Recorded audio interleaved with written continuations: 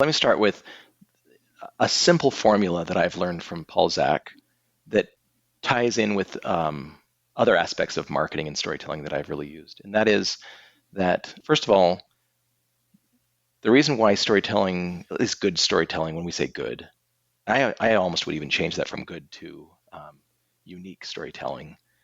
The reason why that works is because it first and foremost is usually hitting on two parts. And those two parts are number one, an anomaly, and number two, emotion. Because that's really the formula that Paul Zak came up with. I mean, you have the classic story, when he's watching Million Dollar Baby on the flight home and bawling his guts out and just saying, like, whatever cause came and asked me to give on this topic, I would just give them money.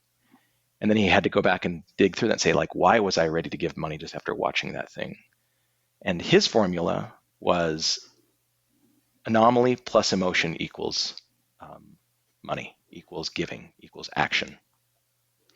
And I've learned that those same two things, like anomaly and emotion, let's dig into that a little bit, into how that affects storytelling. So I interviewed other neuroscientists, and one of them gave me this awesome quote that basically the gist of it is the only time your brain takes a lot of energy, and it takes, it's not like it's just humming all the time at peak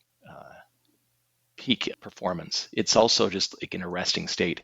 And the only time that you get it out of that is when the only time you really pay attention is when something is different and it breaks what you're predicting. So if you're just, at home doing your normal thing, walking around and everything's the same, most of the data that your brain's collecting is very minimal, and it's mostly projecting predictions. Like it knows what's going on around.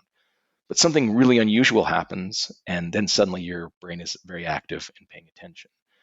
And so the thing that matters most is, like, in our reality, when we break those predictions, that's when the brain lights up. And so, in other words, an anomaly, something different, something unique. If you've read the book Made to Stick and go through all the reasons that Chip and Dan Heath talk about how things stick in our brain, it's because they're most likely an anomaly.